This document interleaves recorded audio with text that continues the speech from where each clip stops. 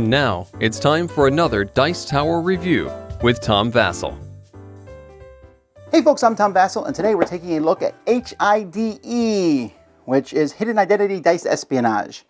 It says that on the front cover. In this game, you are a spy, which I think is a great theme for a game. I love the idea of spies, trying to figure out other spies using deduction to figure out their identity and assassinate them if you can. Also trying to collect enough intelligence for your country to win the game. Some really cool components in here. Let's take a look at it.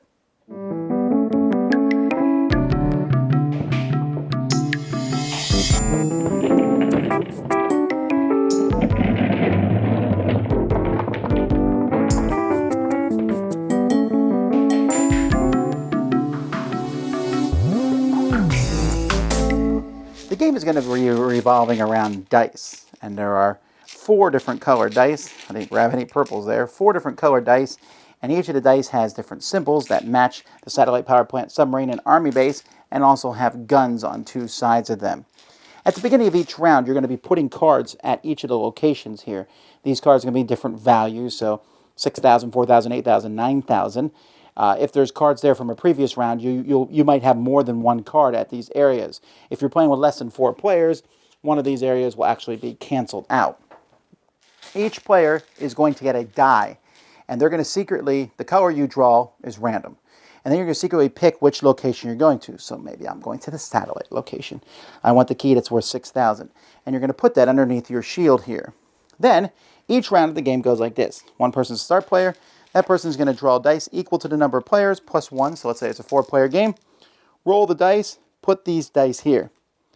Then each player in turn order is going to take a die. So let's say I take this die here. It's a yellow submarine.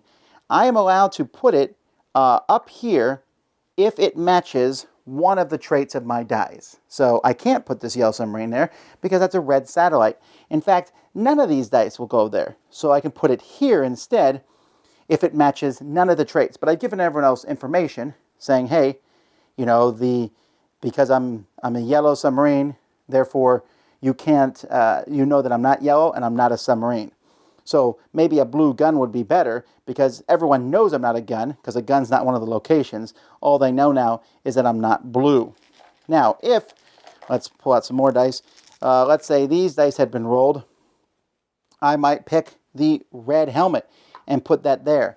Whenever I put a dice on the top of my screen, I'm allowed to try to assassinate another player. I just say to another player, you are a blue power plant. If they are, boom, they're out of that round.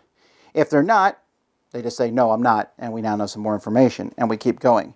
Of course, putting dice appears more dangerous because people will know one of the traits about you. So obviously, I would put another red helmet here if I got one in the future, just because that gives no more information about me.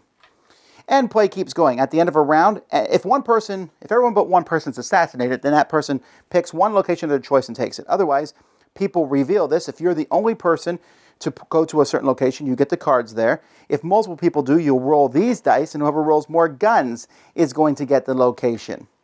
And that's the thing. Now, when you assassinate another player, each player is going to start with a rank card. If you get 5 rank cards, you win. Whenever you assassinate a player, you take their rank cards and turn them into money. And then you get an extra rank card. So let's say I had 1 rank card, and I shoot someone with 2 rank cards. Their rank cards come to my money pile, and now I have another rank card. So the more rank cards you have, the more of a target you're going to be. Each player also starts with a piece of equipment, which they can use to turn a die to whatever side they want it to be on their turn. You get to use these once per game. And players are going to keep playing.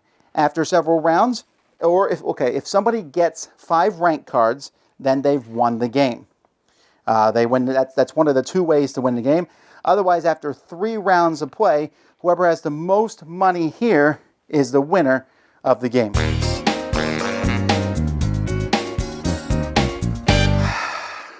Wow, I really wanted to like this game. The dice are great. The idea is cool. The deduction is weak. I like deduction games, and there are heavy deduction games and light deduction games. But this one is so light, it's just not very fun at all for me. In this game, if someone puts a die on top of the tray, I'm like, I know they're that color or that symbol. They put a die there. I say, I know they're not that color or they're not that symbol. And that's an interesting idea. You can figure it out. Here's the problem with the game. It's a huge glaring problem.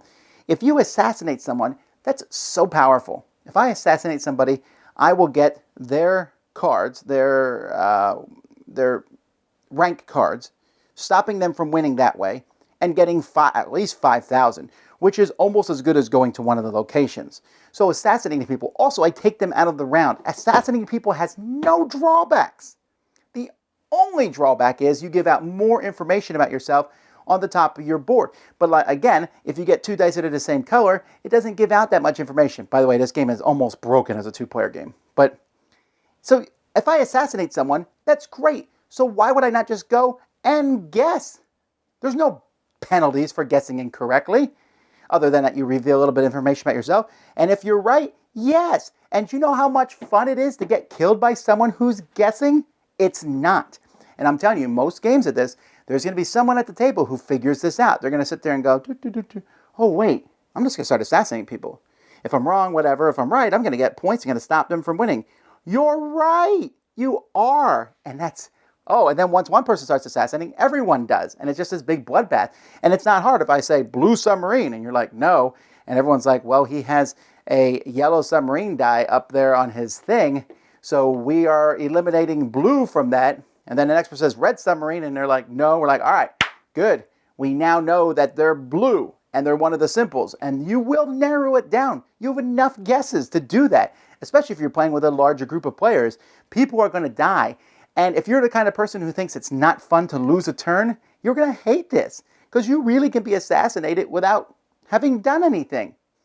The whole idea is I'm picking something, and which one am I picking? I'm probably going to pick this one because it's the most money, but maybe I'll go to this one because I think you're going to the one with most money. That's a cool idea. There's a lot of games like that, and that works. But then this game of assassination around it, they just don't jive together at all.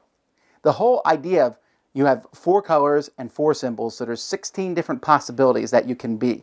But I'm telling you, once you eliminate 4 of those, and then you eliminate another 4, it can be really quick to narrow down who someone is and shoot them. And the game just becomes a game where people are shooting, and then the combat rolls with dice to fight over a few $1,000s in the middle really pales besides the assassination attempts.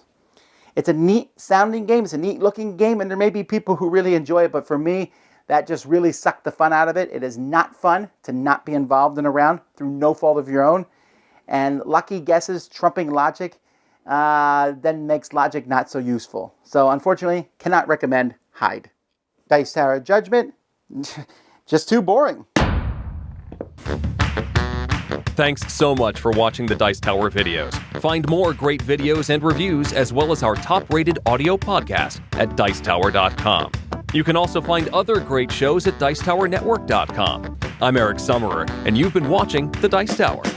The Dice Tower is sponsored by Cool Stuff Inc., where you can find great games for great prices. Cool stuff in stock. Check them out at CoolStuffInc.com. Shut the door.